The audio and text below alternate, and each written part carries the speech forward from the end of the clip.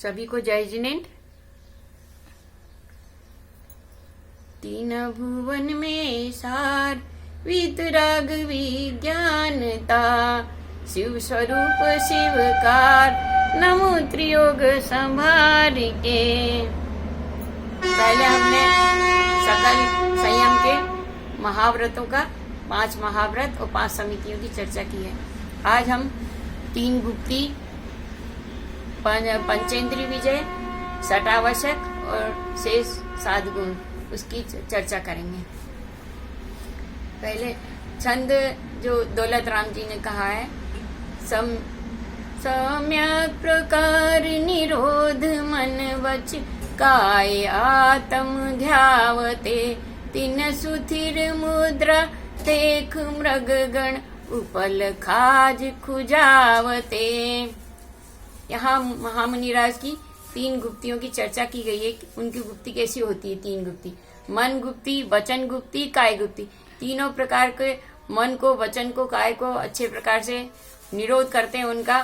तो गुप्ति 3 गुप्ति से ही होने पर ही उनको आत्मा का ध्यान होता है। ये यहाँ ध्यान रखने की बात है कि जब भी ध्यान होगा तो मन वचन काय की गुप्ति से ही होगा।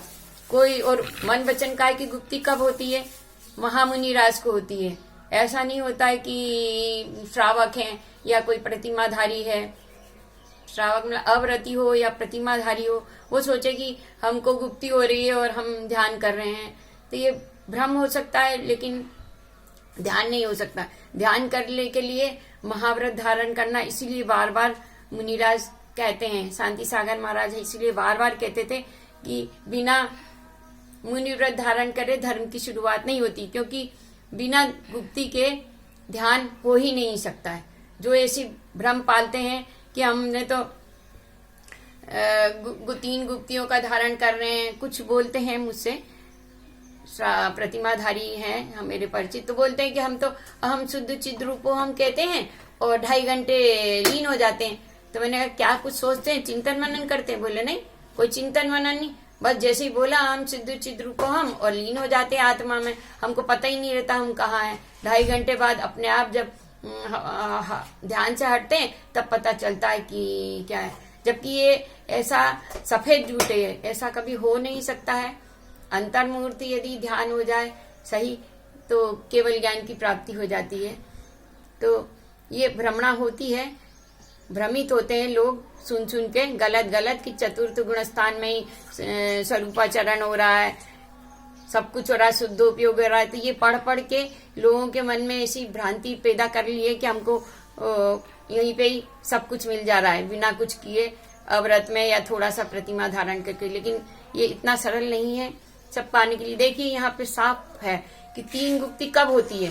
3 गुप्ति महाव्रत व्रतियों को ही होती है, मन वचन काय की उनकी। और गुप्ति उनकी किस प्रकार की होती है? आगे लिखा है, 3 सुथिर मुद्रा देख मृग गण उपल खाज खुजावते। ऐसी उनकी गुप्ति होती है कि उनके हिरणों का जो समूह है वो उनको पत्थर समझ लेता है। उनकी ऐसी स्थिर मुद्रा होती है कि पत्थर का समझ के जो मृगों का समूह है, हिरणों का समूह, वो उसमें अपनी खुजली खुजालते हैं, उनके शरीर से अपने शरीर को रगड़ के खुजाल मिटाते हैं। मतलब सोचिए कि कितना उनका ध्यान श्रेष्ठ होता है, तब वो ज्ञान कहलाता है। अब जैसे वो वहां पे चतुर्थ ढाल में आता है, कोटि जन्म तप तपे ज्ञान बिन कर्म झरे, ज्ञानी के छिन माही त्रिगुप्ति ते सहज डरे थे।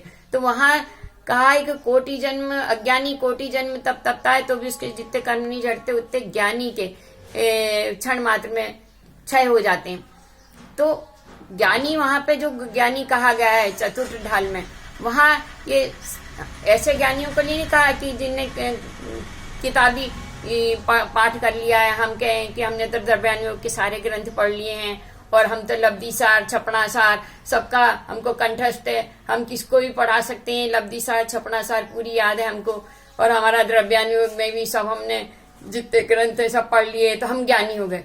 कोई किताबी ज्ञान से ज्ञानी नहीं होते हैं, चारित्र से ज्ञानी होते।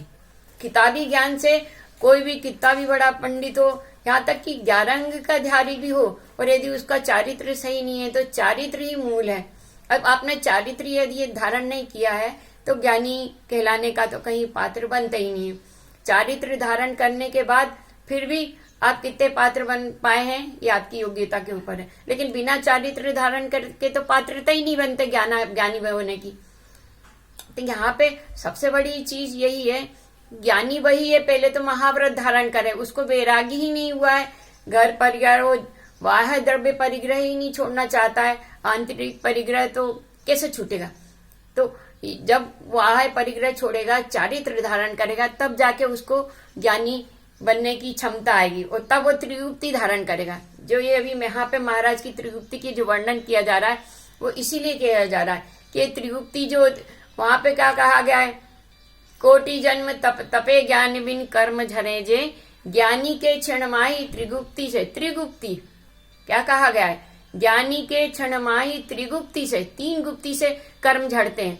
ऐसे ज्ञानी के ऐसे ही नहीं झड़ जाते कि ज्ञानी के ज्ञान से तो हम ज्ञानी है और हमने तो सब ज्ञान जान लिया है, तो हम चतुर्थ गुण स्थान में हैं और हम ज्ञानी है, हमारे सारे कर्म झड़ रहे हैं। और जो मिथ्या दृष्टि है उनके, वो अज्ञानी है, उनके तो कर्म तप करते रहते हैं लंबे समय तक तो भी उनके नहीं झड़ते हैं। और हमने सम्यक दर्शन प्राप्त कर लिया, हम सम्यक दृष्टि हैं, हमने किताबी ज्ञान प्राप्त कर लिया है पढ़ पढ़ के, तो हम जो है ज्ञानी हो गए और हमारे जो है कोटि जन्म में जितने झड़ते हैं उससे हमारे झड़ने। तो ऐसी जो भूल करता है, जो ऐसा समझता है कि मैं ज्ञानी हूँ, वो उसकी वृथा मिथ्या धारणा है। पहला उसकी शर्त यही कि आपको मुनि व्रत तो धारण करना ही होगा, आपको बाह्य परिग्रह तो छोड़ना ही होगा। यदि आपको ध्यान करना है, ज्ञानी बनना है, तो पहले आपको महाव्रत धारण करना होगा, बाह्य परिग्रह छोड़ना होगा। यहाँ यही बताया गया कि सम्यक प्रकार निरोध मन वच काय आत्म ध्यावते। सम्यक प्रकार से निरोध किसका होगा,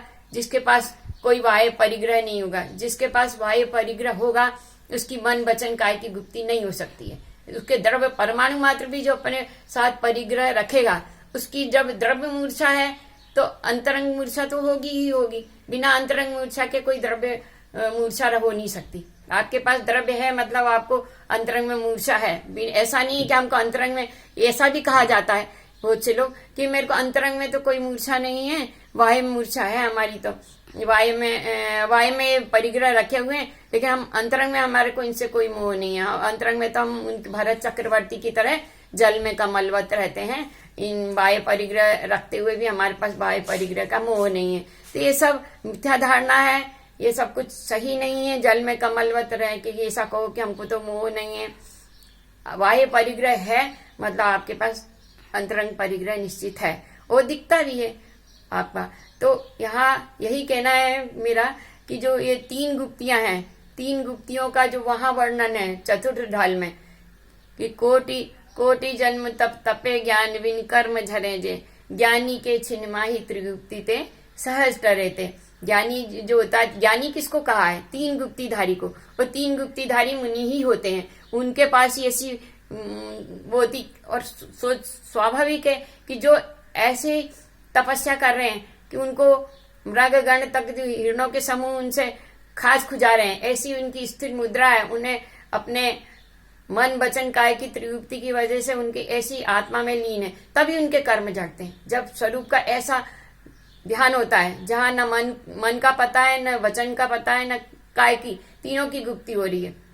तो यहाँ पर वही कहा गया है, सम्यक प्रकार निरोध मन बच काय आत्म ध्यावते, तिन सुथिर मुद्रा देख मृगगण उपल खाज खुजावते।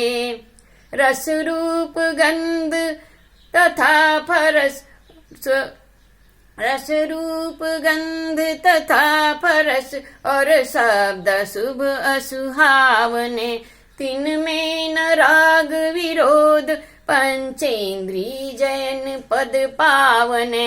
मुनिराजों का कैसा है, 5 इंद्रियों के विषयों के प्रति भी उनको कोई उनको विषय उनके न तो सुहावने लगते हैं न असुहावने लगते हैं।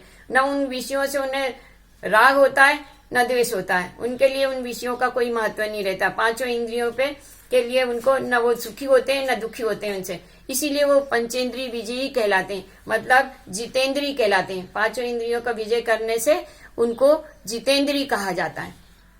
तो मेरा कहना यही है कि आज तो खैर मेरा इतना ही हो पाया है, अब मैं कल ही बताऊंगी जो आगे का बताना चाहती थी, मेरा इसमें ही समय चला गया है। तो 3 गुप्तियां और 5 इंद्रिय विजन मुनि महाराजों को होती है, महाव्रत। तो आज अपन कितना पढ़ चुके, अपन 5 महाव्रत होते हैं, 5 समिति होती है, 3 गुप्तियां होती हैं मन वचन काय की, और ये 5 इंद्रियों पे उनकी विजय होती है। 6 आवश्यक और शेष 7 गुण हम कल चर्चा करेंगे उस पर। ठीक है, धन्यवाद।